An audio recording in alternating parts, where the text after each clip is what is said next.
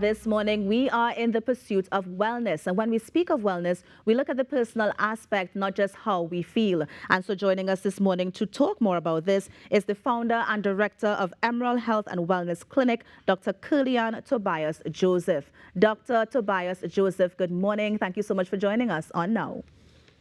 Good morning, and thank you for having me. Of course. Now, Doctor, I want us to start off with a definition of wellness. I think it's one of the words that has been bandied about so many times in the public domain, and people use it, but many may not know exactly what it means. So if you had to give us a definition for wellness, what would that be? Well, according to the Global Wellness Institute, wellness would be the active pursuit of activities, choices, and lifestyles that lead to a state of holistic health. So we're really speaking about holistic health. Now, when we speak holistic health, I'm thinking mind, I'm thinking body, I'm thinking spirit. What other things can we consider when we think about that holistic being? Well, usually when I speak with patients, the first thing I ask them is, how do you feel? How do you feel? So besides the physical health, there's mental health. Right. And social health, relationships, how well are you getting along with your family members, your co-workers? Financial health. We learned during the pandemic that, financial demise can really, really significantly affect person's mental and emotional health. And, of course, there's spiritual health as well. Mm-hmm. I did not think about the financial health, which I think is one of the most beneficial and the one that people should be paying maybe more attention to. Oh, definitely. Definitely. But the thing is, you can't make money if you're not physically and mentally well. So everything, is really, really intertwined. Yeah. So then how do you get them to interconnect? Because, okay, you just said that they have to be able to intertwine. But if you're not physically healthy to go to work or you're not mentally ready to face the day, then how can you get to that financial wellness that you want to achieve?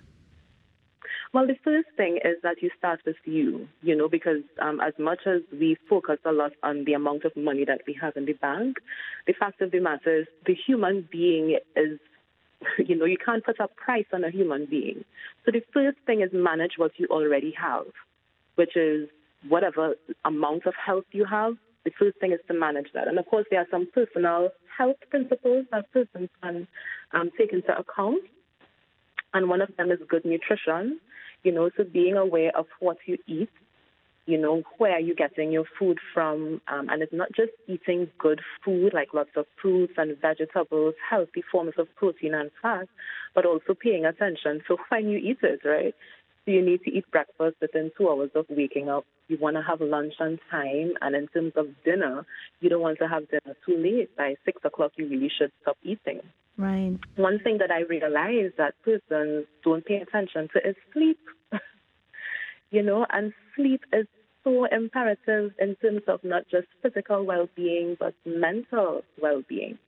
Right. Right? And there are other principles there, like exercise, getting enough sunlight, staying hydrated, and, of course, avoiding unhealthy practices. So we all know that there are things that we have on the market. You can call it by different names. Some people call them recreational drugs that affect the way that you can think. So the fact that it's against the law to use alcohol and drive, for example, helps us to understand that there are things, marijuana, different things that persons use recreationally that may overall, affect your overall health and therefore your ability to be financially viable. And, of course, staying in well-ventilated spaces and having a strong belief system. Yeah. Now, one of the topics that we've been discussing thus far, of course, is that holistic being, that holistic you. But as it relates to our healthcare system, is there a general focus that they would probably put more priority towards? Well, as you would realize, in our healthcare system, the focus is really on disease. So do you have diabetes? Do you have cancer? Are you hypertensive? So within our healthcare system, there's really the focus on treating some illness that you've been diagnosed with. But while I worked at the hospital, I realized, patients would say, doc, well, give me a little vitamin, a little tonic, something to boost me up. And I say, but your pressure is fine, your sugar is fine. Once you eat healthy and exercise, you should be just fine, Yeah. So at that point, I realized that there was a little there was an intersection there. There's a little space between what is called disease and what is wellness. So some persons, they may not have an illness, but they are not well. And there is an area that I think more focus should be placed. Yeah, and Doc, I'm also guessing that's probably the reason why at your clinic you wanted to focus on wellness instead. Oh, yeah. And it's not that I ignore disease at all, but what I look at is there are little subtle changes. So when persons come and they check in, I assess how well they are, what are their lifestyle practices, like those things we just spoke about, and look to see where are the areas that we can improve. Recently a young lady said she's having racing of the heart, but then I realized she was getting very little sleep. So even though she may not have had an actual pathology, there was the importance of that. But then, of course, even like using your blood work, you can actually see when little changes start to occur. You may not have already been diagnosed with an illness, but you're getting there. So what we try to do is focus on the lifestyle changes or anything that we can do to, make little adjustments that prevent you from getting all the way to having a pathology. Yeah. And in terms of wellness at a community level, is there some sort of benefit to that as well? Well, definitely. When we look at our communities, I would say that not only our communities are unwell, but I can just go straight ahead and say that we're pretty ill.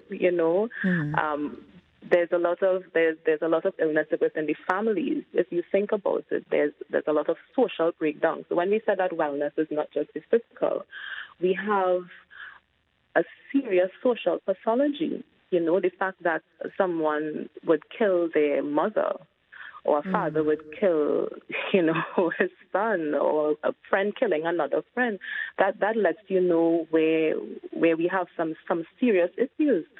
And of course, when we think about wellness, you can think of it like the mind, body, and soul. It's very important. Like when someone comes to me and they say, Doc, I'm not feeling well, what they're really coming for is to find out what is the truth of their condition. They want to know, Doc, what do I have? What is my diagnosis? And once we arrive at a diagnosis, then, we can start the process of healing. And that comes in by just doing the right thing, right? Yeah. So that the mind knowing the truth, your body doing the right thing. And where your soul is concerned, you can be at peace knowing that you've done your best. Yeah. Now, Doc, you mentioned doing the right thing. And so I was wondering if you can break that down for us a bit in terms of, can you give us some practical tips or practical examples of how we can get to that wellness within ourselves, of course, considering the holistic being? All right. Well, that's a great question. So, and I will give two examples. So, for example, if someone has been diagnosed with diabetes, right? So you know the truth. You've been to the doctor. They did your A1C, and it's elevated. You're diabetic. Fine. But what is the right thing? The right thing is you need to lay off the chocolate and the cake and the sweet bread. You need to reduce your flour, reduce your sugar intake, get up and exercise, eat on time, manage your stress. But on the community level, it's about speaking the truth. Doing what is right is, it's wrong to steal from your neighbor, but once all right, I'm not financially where I need to be, all right, maybe I need to get a job, work harder, do whatever I can, but doing the right thing is the first step towards actually getting to a place where we would be considered well, either as a human being or as a society. Yeah. And Dr. Tobias-Joseph, I think that's where we're going to end it this morning. I know that we can go in different angles with this topic, and of course, we may have to bring you back in soon so we can explore a bit more. But for now, I want to thank you so much for joining us this morning. All right. You're most welcome. Thanks for having me. Of course. And that was Dr. Kerly-Ann Tobias-Joseph, just giving us an update on how we can be well in terms of wellness, not just for our mind or spirit, but also that holistic wellness that we can become a part of. You're on the Now Morning Show. We're going to take a break and be right back. Stay with us.